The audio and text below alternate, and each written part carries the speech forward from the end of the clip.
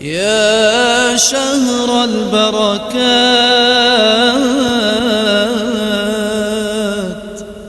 يا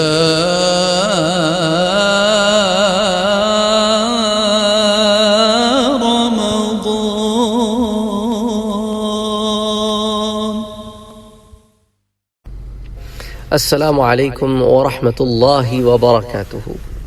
مولا علی رضی اللہ تعالی عنہ کے اقوال زرین کا سلسلہ چل رہا ہے۔ اس ضمن میں حضرت علی کرم اللہ وجہہ کے ایک قول کو میں آپ کے سامنے ذکر کرتا ہوں کہ حضرت علی نے فرمایا کہ 3 اوصاف ایسے ہیں، اوصاف وصف کی جمع ہے، جس کا مطلب ہوتا ہے ایٹریبیوٹس یا پراپرٹیز یا ایسے کیریکٹرز کہ جس شخص کے اندر ہوں وہ کامل الایمان ہے۔ نمبر 1، جب راضی اور خوش ہو تو خوشی میں آ کر کوئی برا کام نہ کرے۔ سبحان اللہ، کیا خوبصورت بات کی ہے نا مولا علی نے۔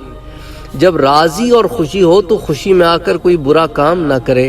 اب ہمارے ہاں جو ایک ایلیٹ کلاس ہے وہ مغرب سے متاثر ہو کر، غیر مسلمین سے متاثر ہو کر کیا کرتی ہے کہ جب خوش ہوتی ہے تو دے تھرو اے پارٹی، دعوت کرتے ہیں۔ اس دعوت میں شریعت محمدی صلی اللہ علیہ وآلہ وسلم کا پاس نہیں رکھا جاتا، کہیں شراب کا دورہ ہے، مخلوط مل رہے ہیں عورت اور مرد۔ یہ خوشی ہے، خوشی آپ کو دینے والا اللہ عز و جل ہے، اس کی خوشی کو آپ اس کے قوانین توڑ کر سیلیبریٹ کرتے ہیں۔ استغفر اللہ العظیم، لا حول ولا قوة الا باللہ العلی العظیم۔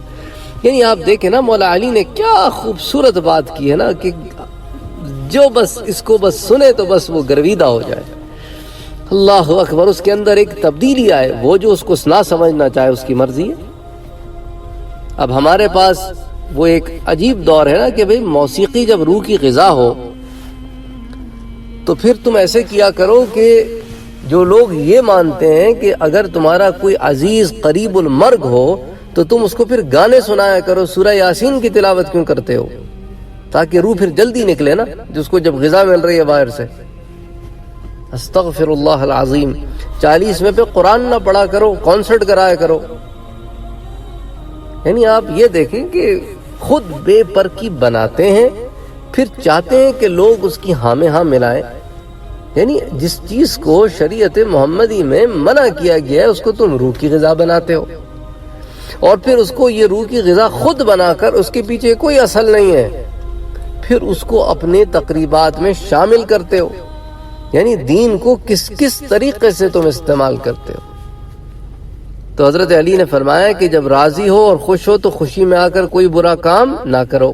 نمبر 2، جب ناخوش ہو تو ناخوشی کے باعث حق سے باہر نہ ہو جاؤ۔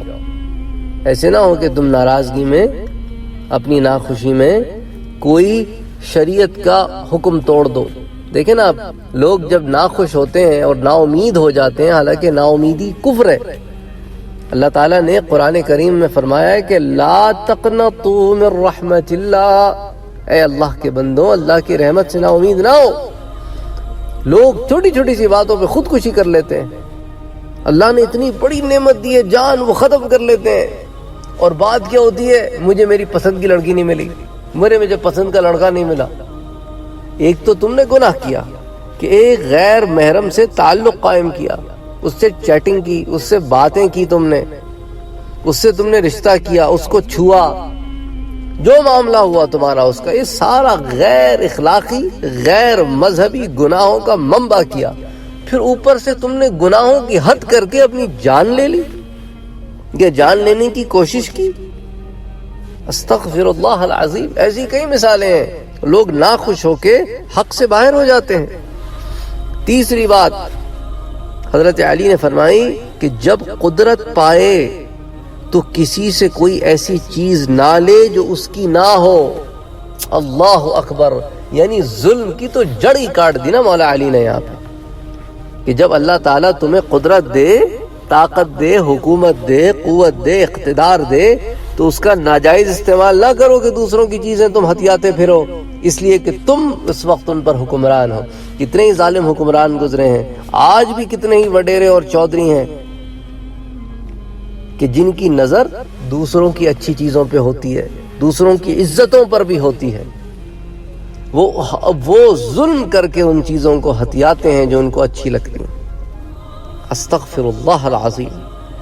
تو دیکھیں کتنی خوبصورت بات مولا علی نے کی ہے کہ یہ 3 اوصاف ایسے ہیں کہ جس شخص میں موجود ہوں وہ کامل الایمان ہے کہ جب راضی اور خوش ہو تو خوشی میں آ کر کوئی برا کام نہ کرے، جب ناخوش ہو تو ناخوشی کے باعث حق سے باہر نہ ہو جائے، جب قدرت پائے تو کسی سے کوئی ایسی چیز نہ لے جو اس کی نہ ہو۔